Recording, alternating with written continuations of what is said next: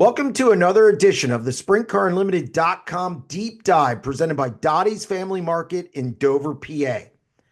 Joining us on the show this week is sprint car legend Danny Lasoski. Before we get to Danny, Dottie's Family Market is your one-stop shop on the way to the races. Dottie's has fresh-made subs and sandwiches with all the fixins, perfect for a night at the racetrack. Dottie's Family Market has everything you need in one location, including a full-service deli, a wide selection of groceries, and gas. If you want to sit down for a meal, check out the Hive Coffee House and Cafe for a great sandwich. There is also a seasonal greenhouse, and coming soon is Dottie's Crab House, where you can dine in for seafood and all-you-can-eat Maryland crabs. Head over to the corner of Canal and Bull Road in Dover, PA. Dottie's Family Market has you covered. Now here's Danny.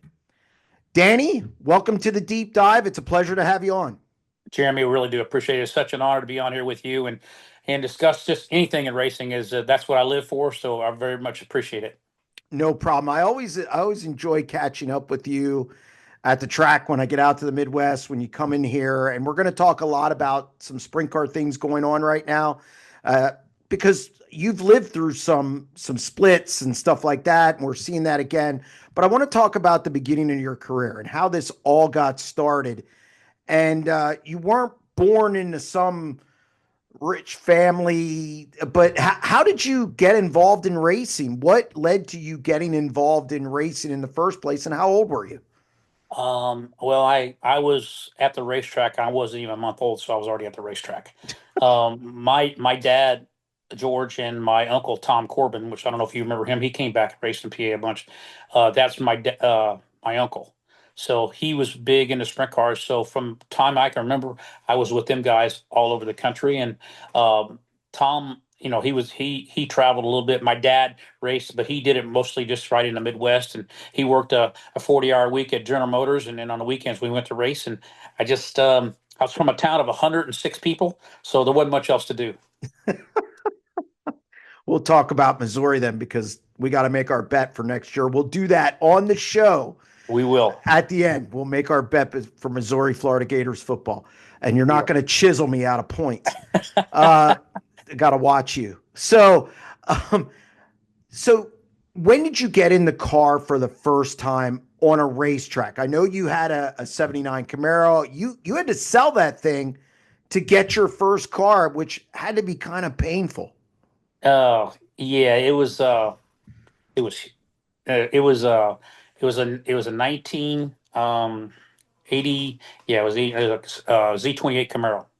Oh, And I had to sell it, and I sold that thing to buy my first race car. So I had nothing. I had no wheels. I had to borrow my dad's Suburban and trailer to get it to the racetrack, but I had my first race car. And luckily enough, there's a hometown racetrack called Saline County Speedway in Marshall, Missouri. And at the time I started, I think there was 6 or 7 rookies started the same year. So they started it where they had a separate race course for through the night we're in the whole program, but they also had a rookie race. And I won every one of them that year but one. and was it a sprint car? Yes. Now, it's not like we had now, you understand, but Yeah. it was a sprint car. I never raced anything else but a sprint car. What was it? Just natural ability? Uh, I mean, because I gotta tell you, you're one of the most determined guys who I've ever interviewed. You're tough. Yeah. Well, I think you just said it. I think is my bullheadedness that I knew that once I was around racing that I started out working on these things because I didn't have enough money to race. And I always had in the back of my mind that, man, I would sure like to try. I sure like to try. And my dad was from old school. He taught me the work ethic to work on these race cars, but he was not going to fund my racing. So I had to do it myself. So through my bullheadedness, like you said, I mean, determination, I wanted to try this. So I sold everything I owned. And here I am today. I'd say it worked out. Worked out really well. Like I said, can't complain. Um, starting out, I wish I could have started when I was in my teens, but I was in my 20s before I got to start. Um, and this sport is everything to me. I mean, I it's been so good to me and my family, and to this day, I'm not only I mean driver, ex driver, whatever. I'm a huge fan of it as well. So I got to ask you the your nickname, the dude. Okay, I know that came from your grandfather. I think it was My great grandfather. great grandfather. Why? Why that? And you got to understand, this is back in 1900 shit. So when I was born, as soon as you're born, they put you in this incubator. And I'm sitting there, and my great grandfather come in the hospital by the nurses and seen my name on the incubator, walked in, took me out of it, and walked down the hall with me and said, "This is my little dude," and that's how I got it. Really? That's how I got it. I thought it was because I mean, because you're a husky, small guy. I just No, thought that's how I got it. It's stuck. That's how I've been. Anybody from my hometown or any around Missouri, that's what they call me. It's stuck. it sells T-shirts. I can tell you that. It's done very, very well. Very, very well. So you win Rookie of the Year at your local speedway. Fast forward, how do you end up at Knoxville, which is even at that time one of the most famous tracks in the country? My dad he was not only real strict with me, he was real strict with my nephew Brian Brown. He both taught us both the to work hard if we wanted anything to happen. We have enough determination, anything's possible. So I kept saying, "Hey, I think I'm ready to go to Knoxville. I'm ready to go to Knoxville." Absolutely not. I tried 2 years, 3 years, whatever it was. And he said, first of all, my equipment wasn't good enough. There was something was going to fall off and I was going to hurt myself.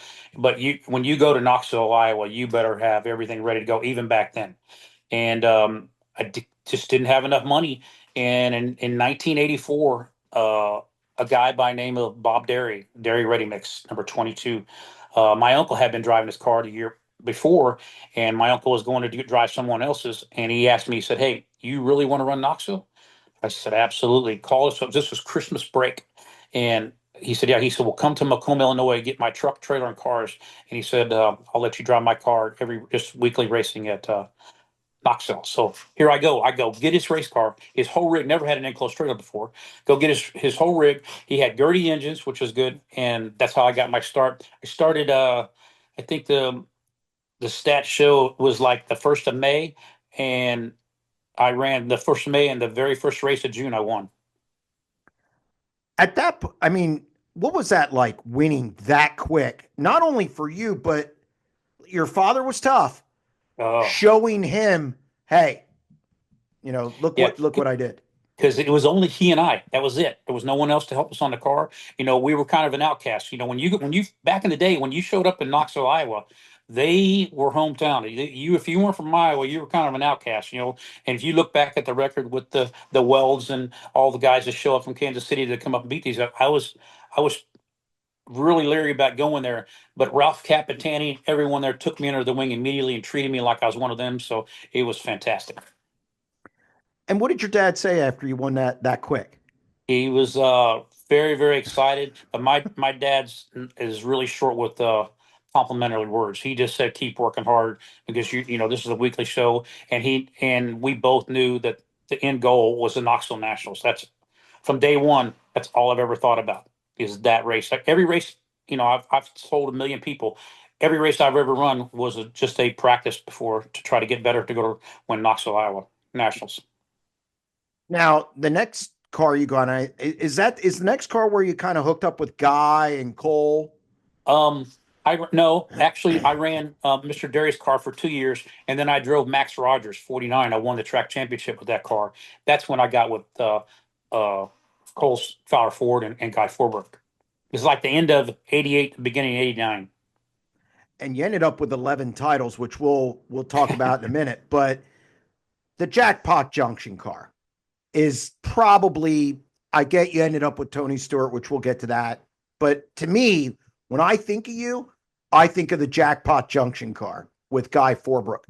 What clicked between you and Guy? Because you've had your rough spots with Guy, which doesn't surprise me. I've interviewed him, a fantastic interview. You're a fantastic interview.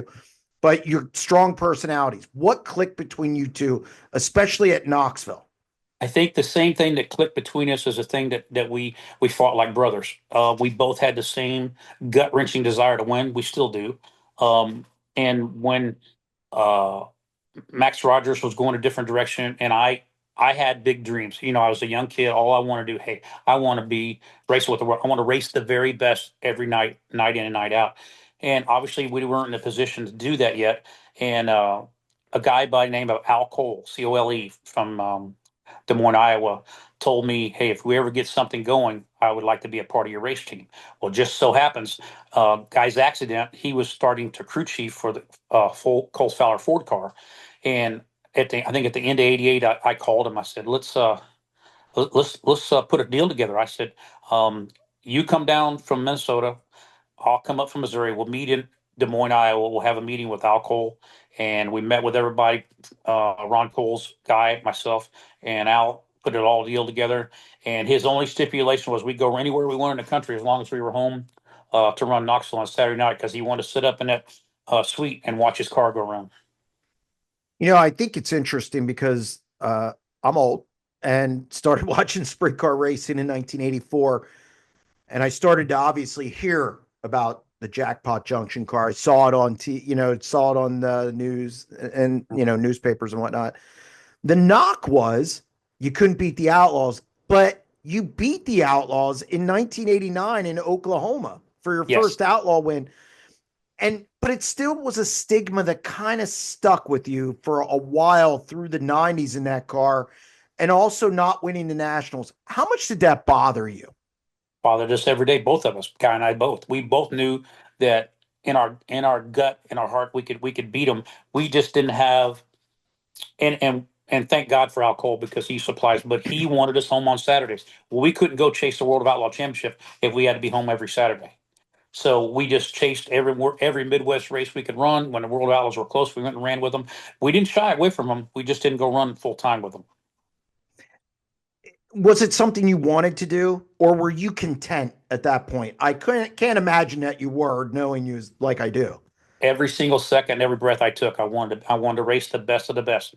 I always say there's your race career is like a tape measure. You got a beginning and an end, and I want to cram every one I could get in there because I wanted to race the best every single night. So, what happened with the five car that it split up, and then you ended up, I believe, in the Beef Packers car, if I'm Well, not mistaken. no, What was the timeline there? well, the timeline. Well, Guy, I was on again, off again, as everyone knows. It was like two brothers fighting all the time.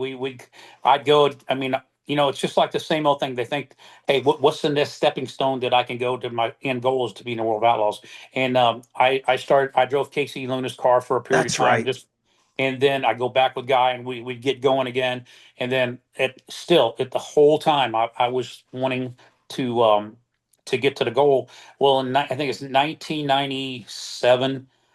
Jim Wally called me, and that's the worst racing year I've ever had in my life. And he said, "Hey, let's put this car together, and we'll run for the World of Outlaw Championship." It was my very first time that I was going to get the opportunity to go, so I jumped on it. Well, it was just I should have never done it. It didn't work out. And I called my friend Chris Black to run the Knoxville Nationals at 1997 because they fired me the week before. And he showed up. I think we ran third or fourth with his car, and that was all he could. He could only run a few races because he had a normal job. Well, just so happens Mark Ellis, Dennis Roth needed a driver for the '83 car to finish out the rest of the year, and they asked me to drive it, and that's how the relationship between Dennis Roth and myself got started. It was successful. You win the Knoxville Nationals in 1998. I've seen pictures of it. I obviously I've seen some highlights from it. What was that experience like? Because I mean, let's face it, you were the king of Knoxville. Everybody knew it, and it was always you were like the Dale Earnhardt at Daytona type thing. And what was that experience like? And to do it for Dennis Roth, because I Yeah. think, if I'm not mistaken, that was probably his first crown jewel. I think so. And let's talk about Dennis and Teresa right now. I owed such a debt of gratitude for them guys. They didn't know me. They didn't have a clue. They just knew that I was Missouri guy with that wanted to race, and they gave me the opportunity. And to this day, we're really good friends, and I think the world of both of them. They gave me an opportunity that I'll never forget and cherish. But to the 1998 Knoxville Nationals, you ask what I think about it probably more often than I should, because the first one is always sweeter, and the way it played out, passing the one car the very last lap, and then one and two, and coming down and winning the race. But not only winning the race, when the race was over, I don't even know why I did it, but I did a Polish victory lap, and I got to look out of the car and see the fans going absolutely nuts. I mean nuts, back straightaway, front straightaway. And when I pulled into victory lane to hear the roar, that's something that every driver will cherish if it ever happens, and something I'll never forget. You know, I can, the three guys who run Knoxville the best, well, four. Steve Kinzer obviously runs pretty much everywhere really well. Doug Wolfgang was sensational there. You're really good there. And Donnie Schatz. Those are the four best guys at Knoxville that I've ever seen. How difficult is that place? And really, what's it take to be good there? First of all, thank you for that. That's a compliment, because those guys, that's a huge feat. All three of them guys are fantastic. That is really is. But um, to run Knoxville, you have to be, I call it three-dimensional. You have to be able to run the fence, run the middle, and run the bottom really good. And you have to be patient, and you have to use both pedals. You're not ever going to run the bottom in Knoxville without using both pedals.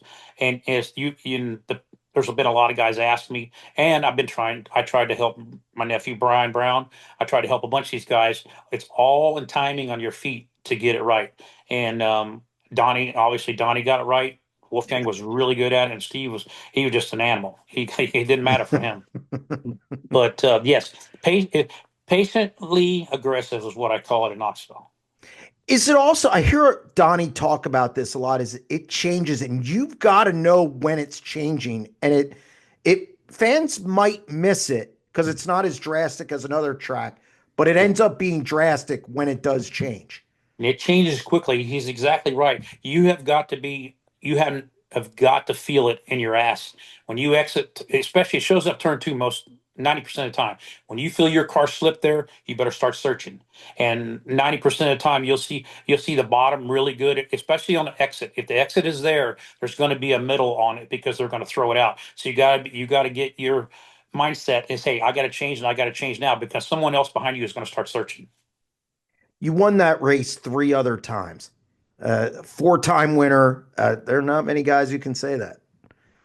Again, such an honor, and each one of them a different story. And it's, you know Tony Stewart gave me an opportunity of a lifetime, being able to build my own team. I can't thank that guy enough. He's top notch, one of my heroes. So uh, being able to do it with Jimmy Carr, four nights.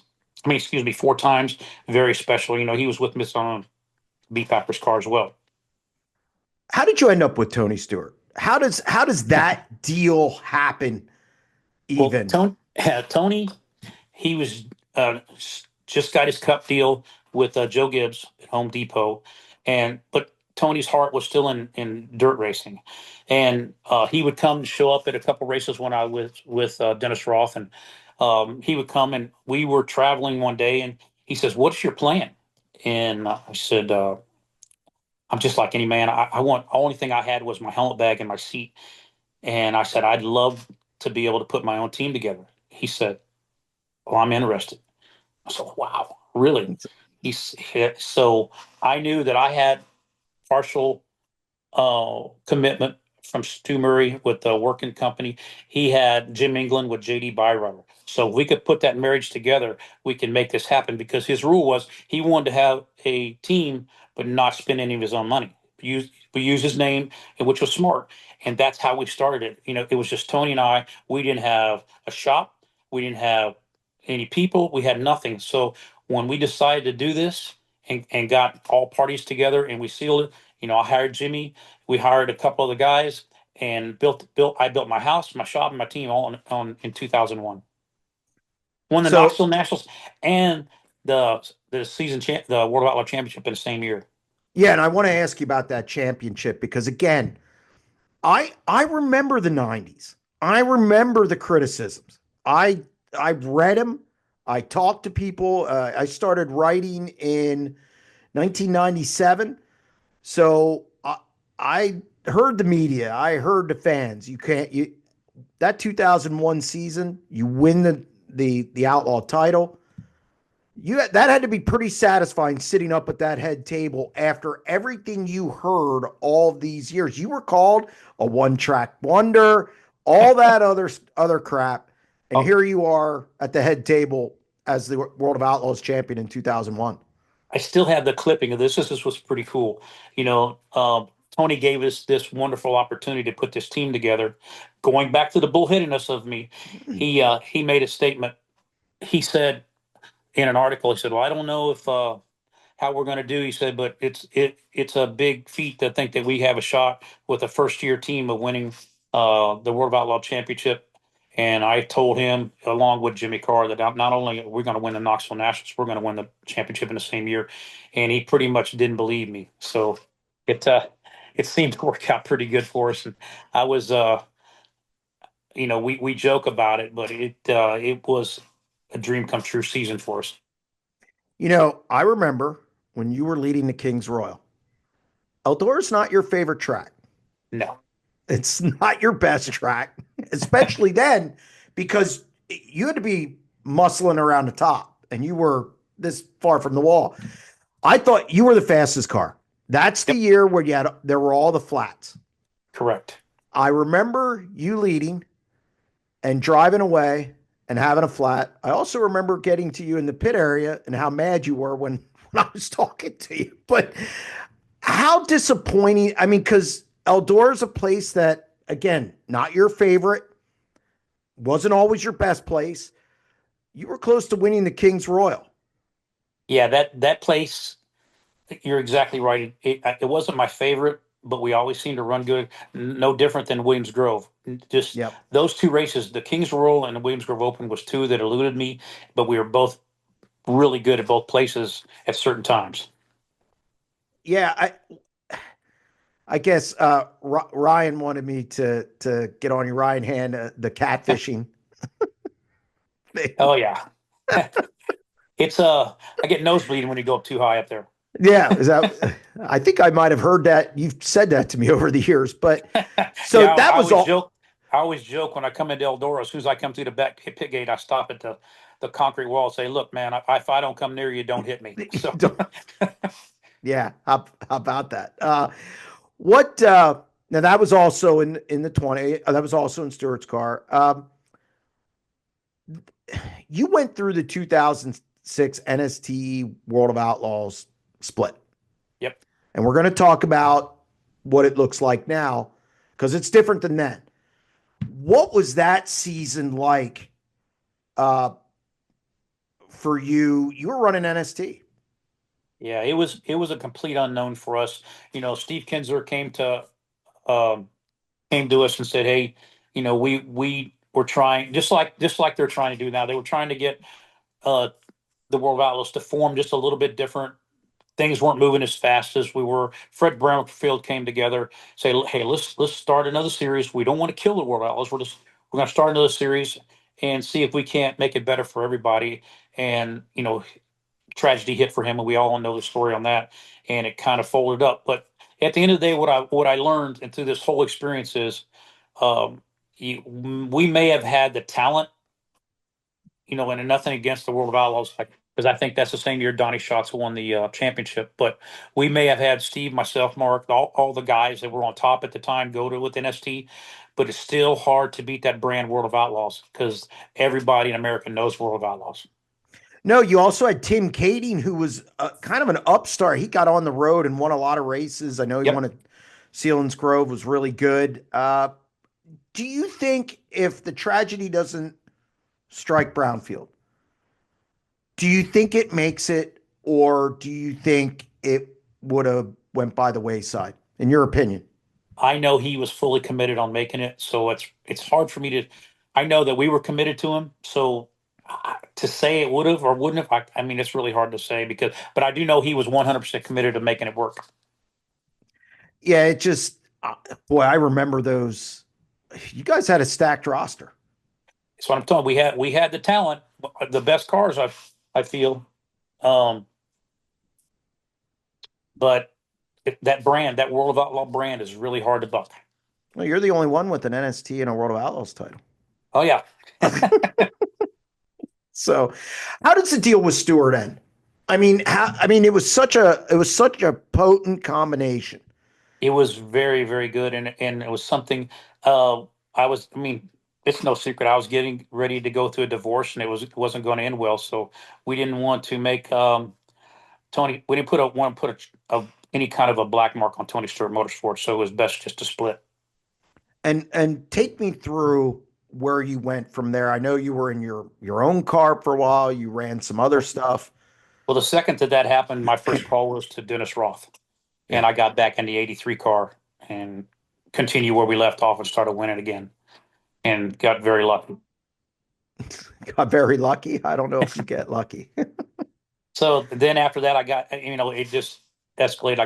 I had Dennis Roth wanted to stay home the next year. So I got in my own car and then got in Mark Birch's car. So just back and forth um, through all that. I think I even got back in the five car again, if I'm not mistaken.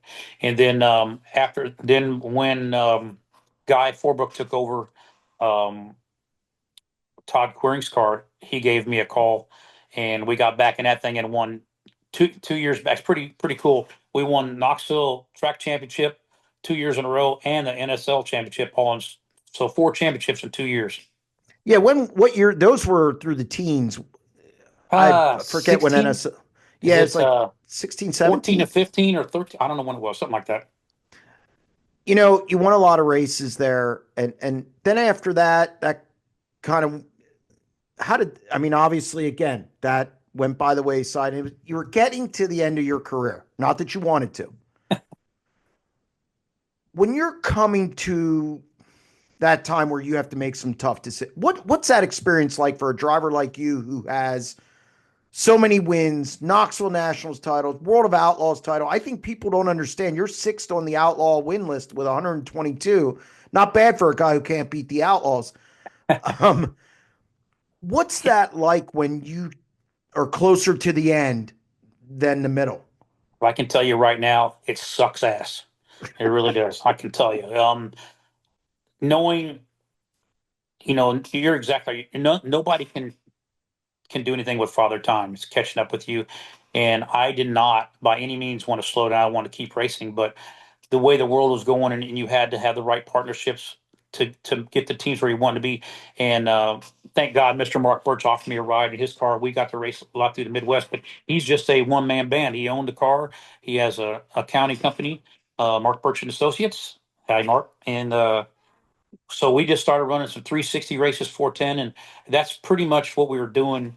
And he was wanting to slow down as well, and I just knew that I didn't want to hop in something that I wasn't going to be happy, and they weren't going to be happy with me. So I decided to just step back, take a deep breath, and see what my next step in racing was, and that's what I did. I didn't retire yet, but I No, you just still stepped aren't back. retired. I'm not retired yet because my perfect way of retire, which is with if I could go out and do some sort of thank you to the fans that's been so loyal to me. I have a lot of fans that love me, some that hate me, but they all came to watch, and that's what I respect.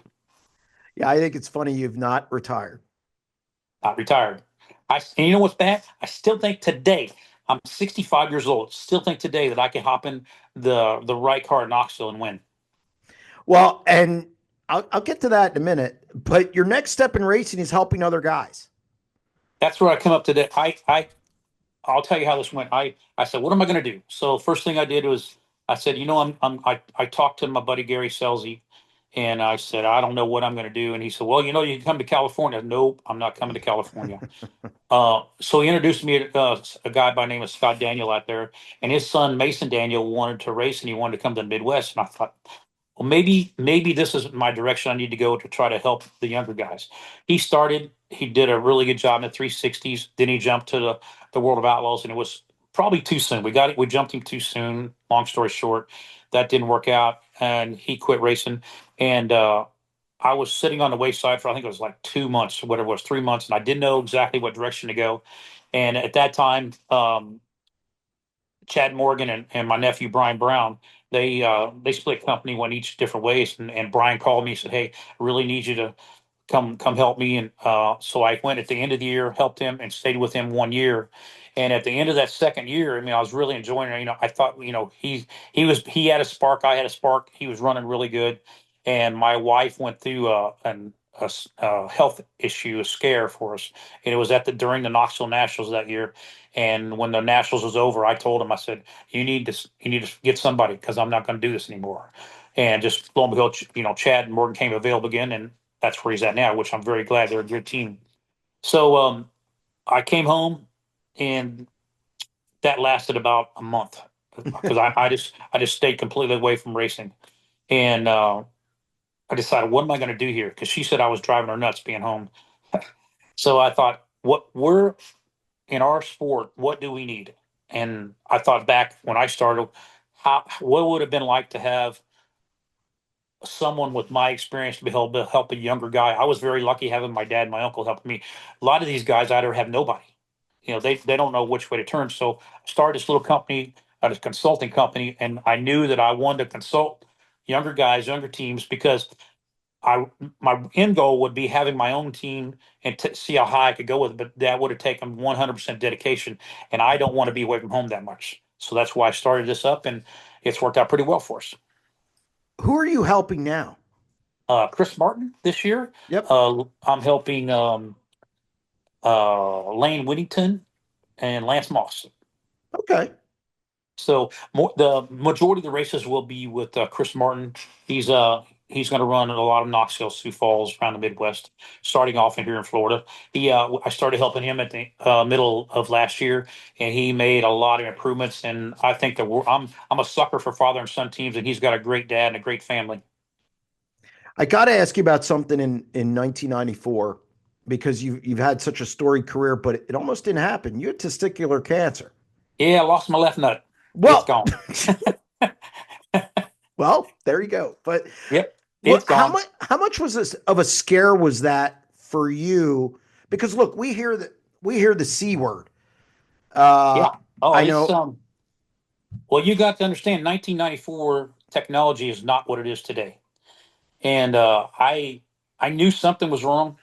Um, my girlfriend at the time, uh, I told her, I said, "Look, I don't know what's going on," and my left nut was about the size of a softball, baseball, not hardball baseball, and I raced 3 weekends without a crotch strap, so it was hurting that bad. And uh, got in touch with a doctor in Kansas City, and he agreed to see me on a Sunday after the race in Knoxville. Went and seen him. He got a needle, took his biopsy, and found out that I had a tumor. And he said, "This has got to come out. It's got to come out now."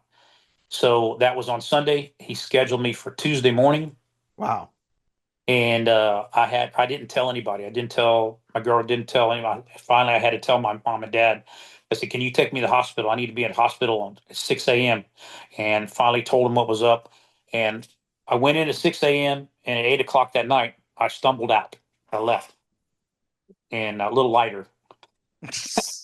So I came home, and I knew I wanted to race Saturday.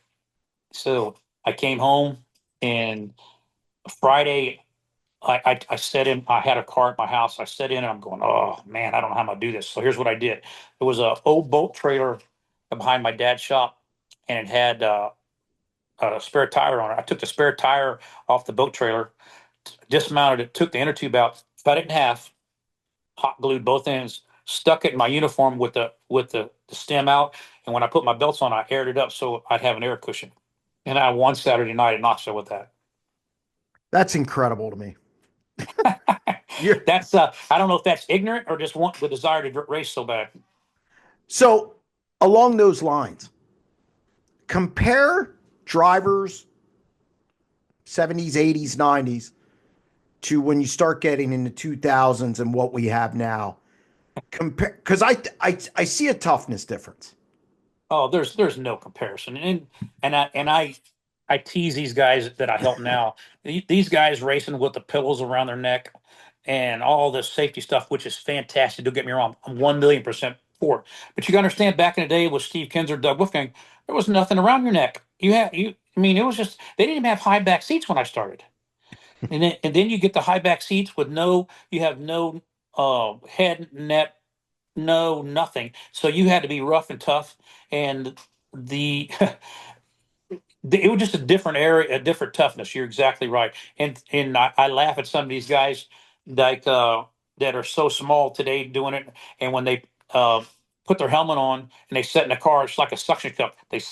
Suck their head back and it stays right there and never moves. So they can have a pencil neck and do this, but it's way different now than it was then. Who's the toughest guy you raced against? Just I mean, and that's a hard thing because No, it's easy. Steve Kinzer, by far, what made him the toughest guy you've ever raced against? because this guy had the desire above. I thought I had the most, but I think he's right there to just win at all costs. The guy would manhandle. I seen him wreck cars that was bent that most guys wouldn't dream of racing, and he'd go out and win with them.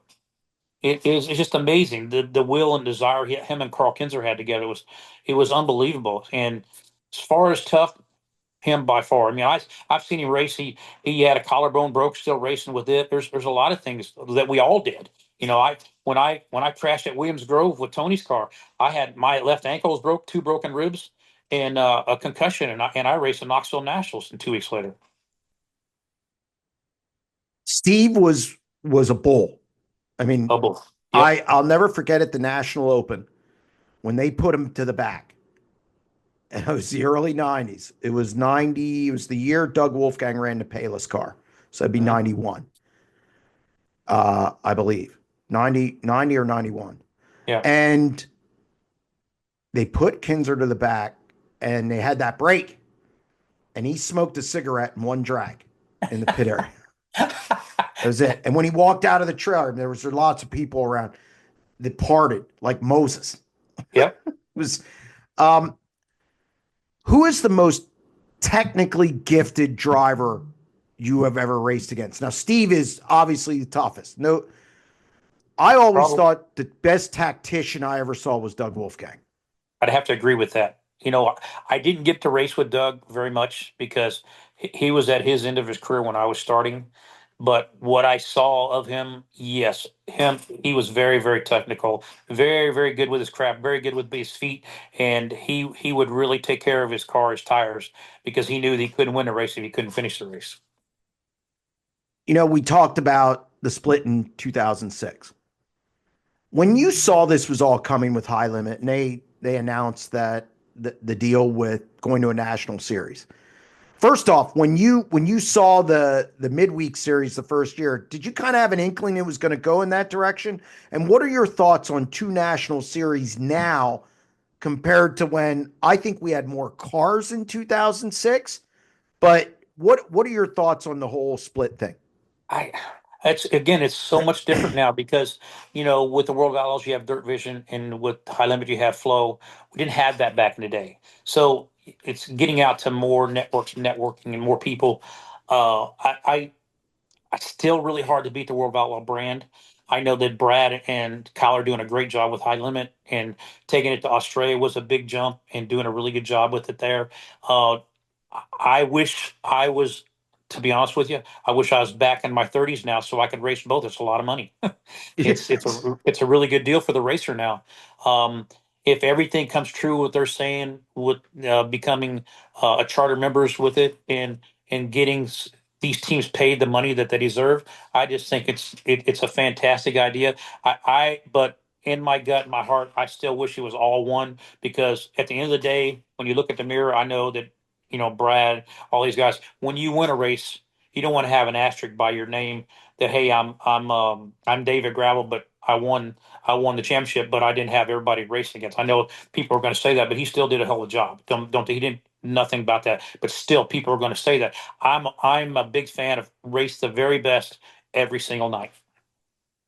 So I rarely take questions from people out for the deep dive, but I was told to ask you about Billy Albini from California. And how much of a travesty is it It's that he's not in the Hall of Fame? it is unbelievable.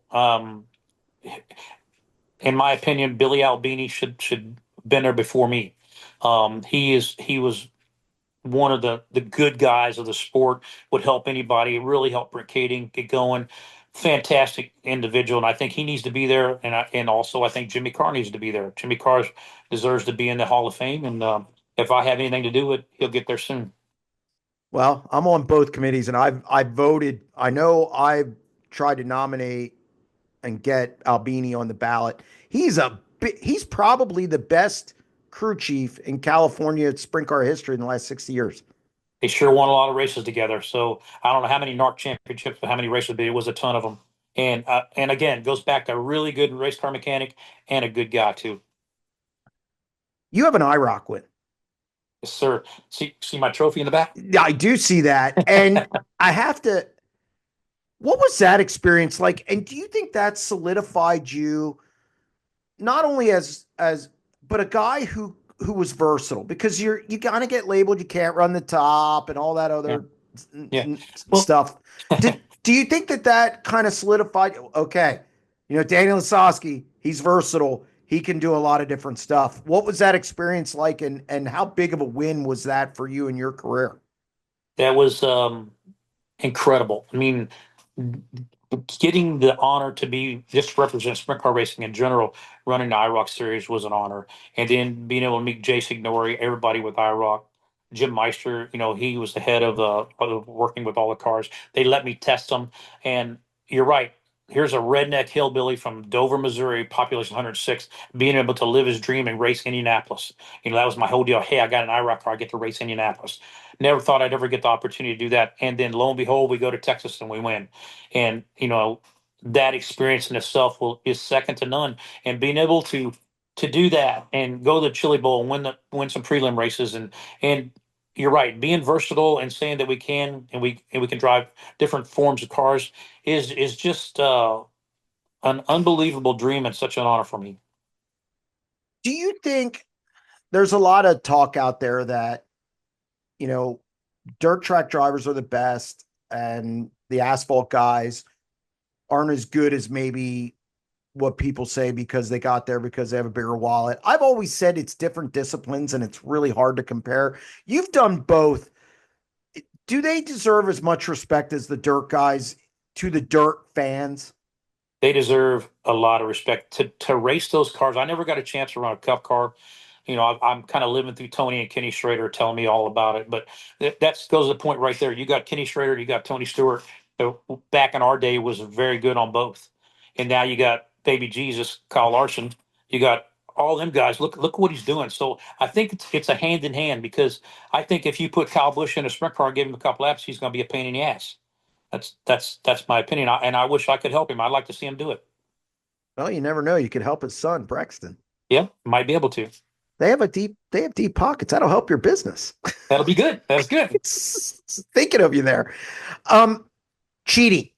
It's been it's been a hot topic lately, obviously. Is it the driver? Let's be honest. Is it the drivers and team's job to push the envelope into the gray area as much as possible? Look, I know you got, come on now. We let's be honest here. I've heard you use black wings for a reason. Um, yes, I am. There's a lot of rules in the World of Outlaw rule book that's got my name on. I think I am big advocate of doing the work in the shop and pushing the gray area as far as you can. That's the only way you're going to get advantage. Because in today's racing, you can buy the engines, the cars, everything. You can buy all this. Back in the day, you had to build it. So I'm a total advocate of. Maybe they ought to back off on a little rules and let us do a little innovating in the shop.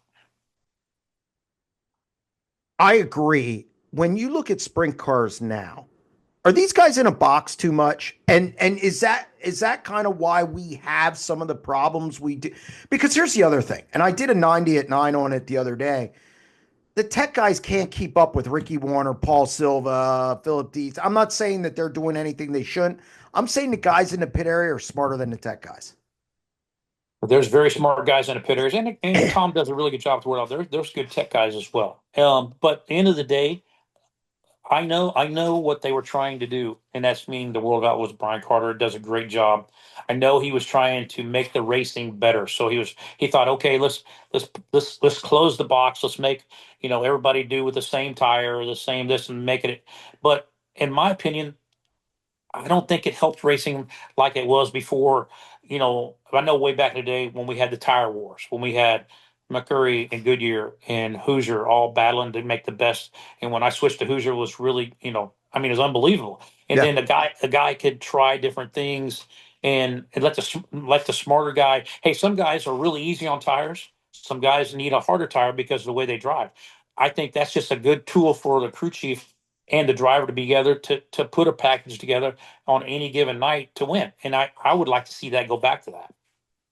Tires. You and I have talked tires. And I know you were a big proponent of the Hoosier. Was it the RD D10. D10? I like And D10. yeah, you went like a missile on that thing. But are the tires, when people say the tires are junk, does that mean they're too good now compared to what they were? What's that mean? And what's your opinion of tires now compared to where they were? And what do they need to do? Because we're not going to get the other tire manufacturers back in it anymore. No, Hoosier does a fantastic job. What they say when the tires are junk is they have changed the construction of them, meaning we'll put belting inside and having the belts on the so they don't flex as much and they don't grow because a sprint car is designed to when you go through the corner and you have the right rear stand up and grow, that helps you drive through the corner. Well, now it doesn't, and you're stuck more on the right rear end in the corner. And now that they're taking wicker bill and everything, everybody's scrambling to get your car to lay left and still drive to the corner. But the good guys are going to figure it out. They have and you see how Yeah. Cody Jacobs and all these guys have done already, and they do a phenomenal job. I just feel that if you had a wish list, you could just tell Hoosier, okay, let's build us three different compounds, left rear, three different compounds, right rear, and get back to the other construction where a guy can go in and use both feet instead of have to lay on the curb and run around there. Because back in the day, you could go in, you could peel off a guy, and you had the sidewall that would actually stick you. You use both feet and have side by side racing, and we don't have that anymore. Dish wing or flat wing? I'm a dish wing guy. I don't think it would cost a tremendous amount from a dish wing to from a flat wing to buy dish wings. I don't think the construction of it would talking to some guys where I know Donnie's a big dish wing guy. Me too. I Why? wish that let it open. Let it as long as it's 25 square feet. Let it go. Let's race. Okay, there wouldn't be an advantage. Well, I mean, here's the deal. If you got a flat wing, and let's say and they let it go to a 2-inch wicker bill, or you got a dish wing with no wicker bill. That's a huge difference there. But in certain situations, it's going to be better or worse. So that's another tool for a crew chief and a driver to work together to make their program better. Yeah, and I know people talk about cost, but I kind of I'm over it. And the reason I'm over it is because the big teams are going to spend money anyway. Yeah, it doesn't cost you $1 more to build a dish wing than it does a flat top. It's the same. It's the same thing. You're just got a different. It's a different form of the belly. I think they are thinking that people will stock more wings, but they buy wings anyway. Yeah, they didn't. No, they're gonna buy the same amount of wings, but they're just gonna buy the wings that's gonna conform to their belief on what's gonna make their race car better. If you were the grand poobah of sprint car racing, the head guy, what would you change? What would be the day one? What would be three things you would change? And I could have a magic wand and change any Yep. aspect of tires. We're going to all listen to Danny Lasoski. Okay, I would open it to where, um, first of all, I'd go to Neil and say at Hoosier and say let's go back and build the same width construction tire that we had back when we had the D10s, and give us three options. Give us a really soft that we know that's not going to be, it may be good at the beginning of the race, but not too good to the middle or end.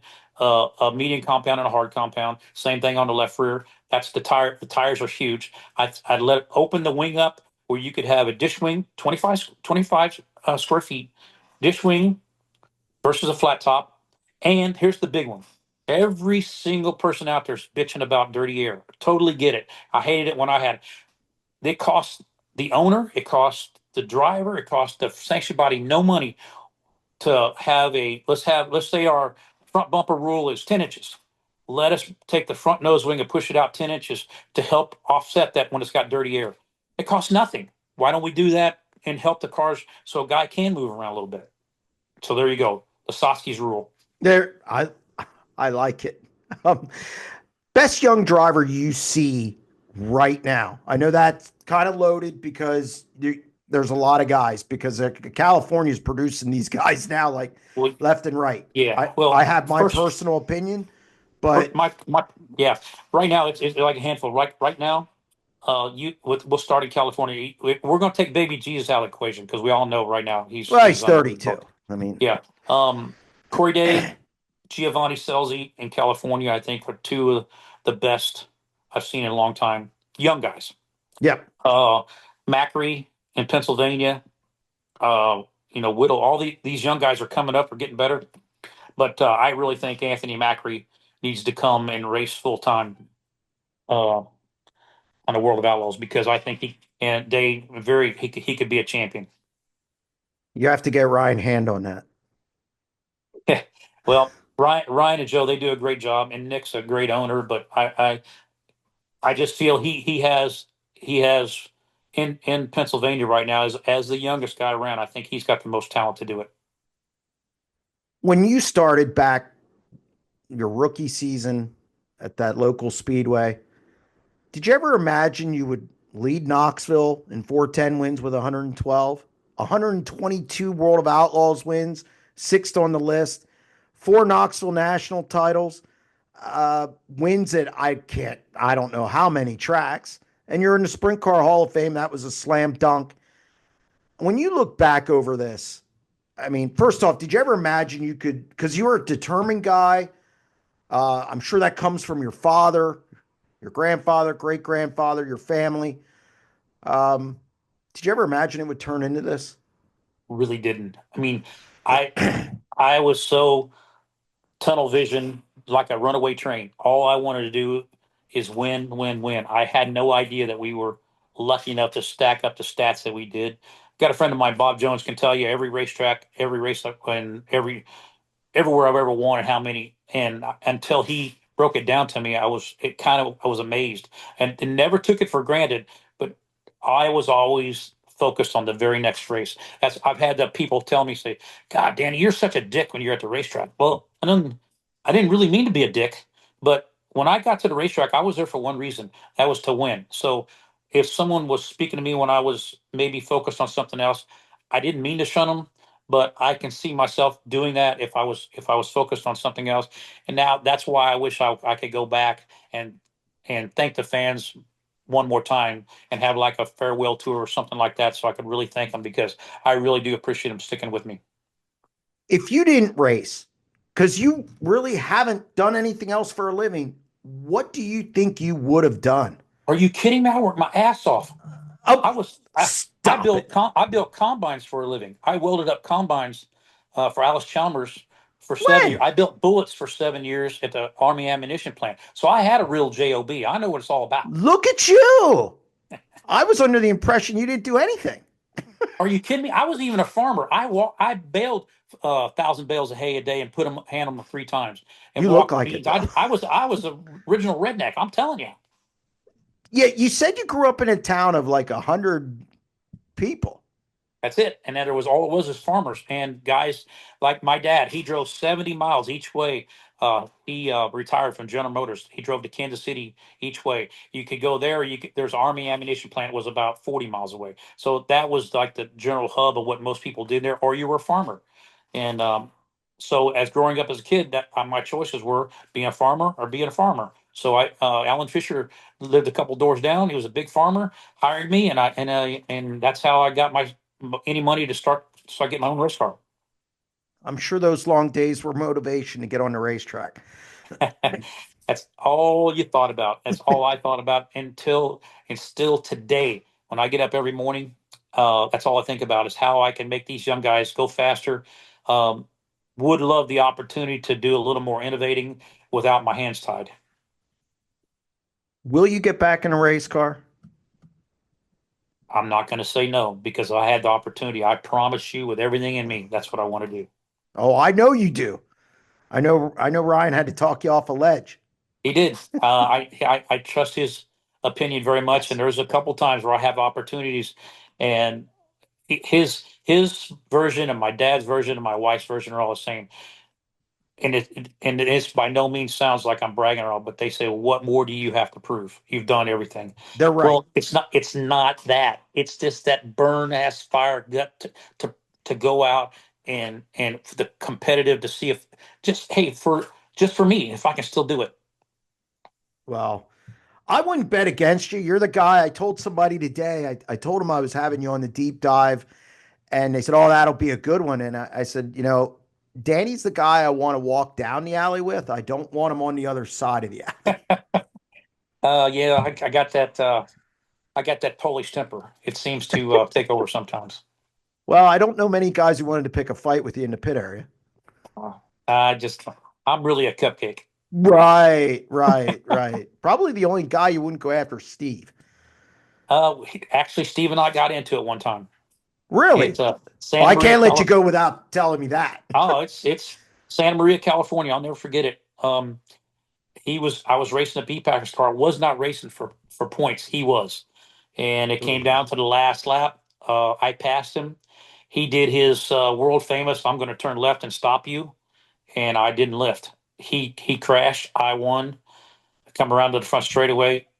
I could hear the crowd going nuts. Jimmy Carr said, "Oh, here comes Steve." I said, "Oh shit!" So I got out of the car because I'm not going to take an ass whooping sitting in the car. If I'm going to take one, it's going to be out. So I took it out, took my helmet off, and here he come like a bull in a china closet coming up at me. And I come right to him, and I seen him waving his arms. I said, "Man, this is going to hurt, but I'm going to take it."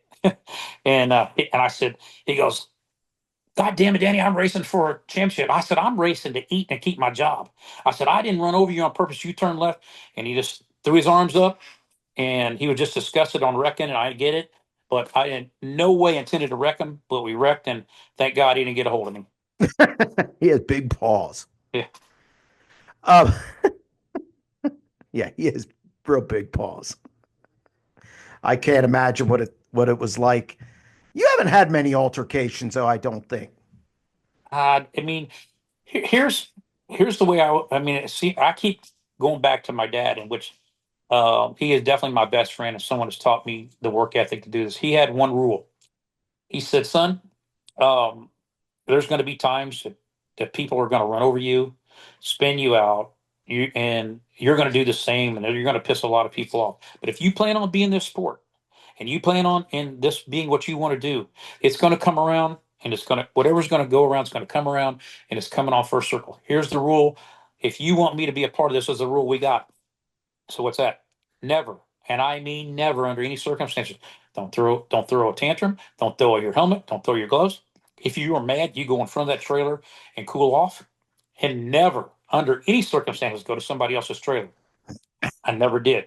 But if they come to your trailer looking for two things, give an ass whipping or take one. So make sure they take it. And that's what I've lived by.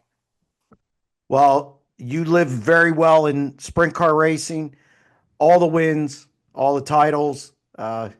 Again, thank you for being on the show. It's always a pleasure to catch up with you. I look forward to definitely seeing you this year, which I know I will. But again, thank you for being on the show. It was great to talk to you. Thank you. And thanks for having me. And anytime you ever want to do this again, I'm in. Let's do it. Trust me, I'm sure we'll have some things come up that we can talk about. Okay, guys. Thanks a lot. I'll see you this year. Yep, thank you. That's going to wrap up this edition of the SprintCarUnlimited.com deep dive presented by Dottie's Family Market in Dover, PA. Check them out. I want to thank Danny Lasoski for joining us on the show. A lot of good stuff there. Also, if you like the content on our YouTube channel, don't forget to hit that subscribe button. If you want to check out our daily exclusive content, head over to www.sprintcarunlimited.com. We'll be back next week with another edition of The Deep Dive.